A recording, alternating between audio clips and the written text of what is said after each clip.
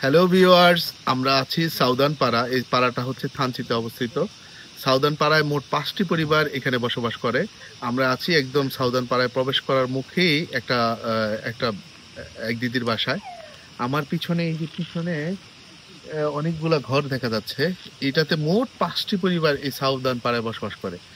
মজার বিষয় কি, আমরা সাউদার্ন পাড়ায় আসার পর থেকে গতকালকে রাতে এসেছি, এই পর্যন্ত সবসময় ঝিরিঝিরি বৃষ্টি আর মেঘের ভিতরে এই সাউদার্ন পাড়াটা আমরা দেখতে পেরেছি।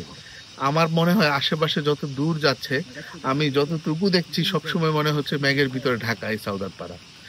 ধন্যবাদ আপনাদেরকে। এই যে এটা হচ্ছে আরেকটা বাড়ি, আর ওই যে দেখতে পাচ্ছেন আমার হাতের বাম দিকে যে ঘরটি দেখা যাচ্ছে, ওইটাই হচ্ছে কারবারির ঘর। ওইখানে আরেকটা টিম আছে, এই জন্য আমরা ওই ঘরটাতে না যেয়ে নিরিবিলি আমরা প্রথমটাতেই ছিলাম। মোট 5টি পরিবারের অবস্থান। এই যে আপনারা বোঝা যাচ্ছে কিনা, আকাশে একদম মেঘে ঢেকে গেছে আকাশটা। এই পাশে একটা খোলা স্পেস আছে। অনেকের ধারণা ওই বড়ি গাছটার নিচেই হয়তোবা নেটওয়ার্কের সন্ধান মিলে। যাদের রবি সিম ব্যবহার করে তারা হয়তোবা এখানে দাঁড়িয়ে থেকে তারা পরিবারের সাথে যোগাযোগ করতে পারে। এই পাড়ার নেটওয়ার্ক পয়েন্ট থেকে চারপাশের ভিউ দেখানোর চেষ্টা করছি। ওই যে দূরে ওইখানে মেঘ জমে আছে, এই যে মেঘগুলো সাদা সাদা যে অংশগুলো, এগুলোই মেঘ। এই হচ্ছে এই পাড়াটার মোটামুটি বেশ বড় পাড়া। এখানে অনেকগুলো ঘর আছে। এই যে মোটামুটি এই পাশটাতে এখন বৃষ্টি। আমরা যে পাশটাতে অবস্থান করছিলাম ওইখানে কিন্তু এখানে মেঘের একদম পুরো ঢেকে আছে। ওই পাশটাতে কিন্তু মেঘ নেই। ইতিমধ্যে আমরা পাড়া থেকে বের হয়ে গেছি রয়েন্দ্রকের উদ্দেশ্যে। এই যে আপনারা দেখছেন যে বনু এই পথটা পাড়ি দিতে হচ্ছে। এই পথটা অত্যন্ত জোকের আক্রমণে আদর্শ জায়গা।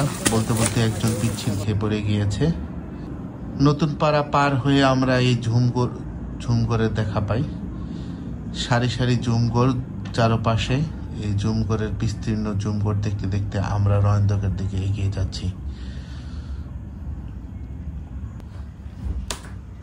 ঝুমঘরের আসলে সৌন্দর্য বর্ণনা করার মতো না। আমরা ঝুমঘরের সামনে আমরা থমকে গিয়েছিল আমাদের সময়। সাখোয়াতের তারায় আমাদের হুঁশ ফিরিয়ে আসে। এই ঝুমঘরের সৌন্দর্য আমাদেরকে এতটুকুই উৎফুল্ল করেছে যা বলার বাহিরে। ঝুমঘর পার হয়ে আমরা বিস্তীর্ণ ঝিলপথের দেখা পাই। প্রচণ্ড বৃষ্টি হচ্ছিল, তাই পানির প্রবাহ অনেক বেশি ছিল।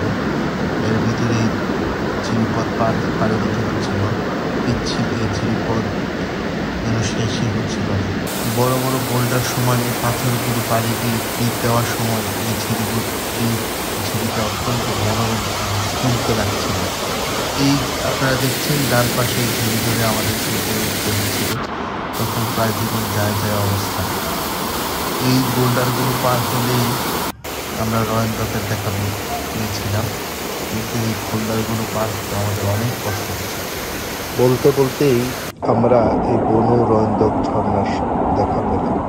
বন্ধুরা, আমার জানা মতে সিজনাল ঝর্ণাগুলোর মধ্যে এই রয়েন্দ্রক ঝর্ণাটা দ্বিতীয় বা তৃতীয় হতে পারে। সমুদ্রপৃষ্ঠ থেকে উচ্চতার দিক দিয়ে যদি বিবেচনা করা হয় তাহলে পাকলাই ঝর্ণা প্রথম। ড্রপিং এর দিক দিয়ে যদি বিবেচনা করা হয় তাহলে লংলাক ঝর্ণা হচ্ছে বাংলাদেশের সর্বোচ্চ ঝর্ণা। তো বন্ধুরা, বিদায় নিচ্ছি এই এপিসোড থেকে। দেখা হচ্ছে পরবর্তী এপিসোডে।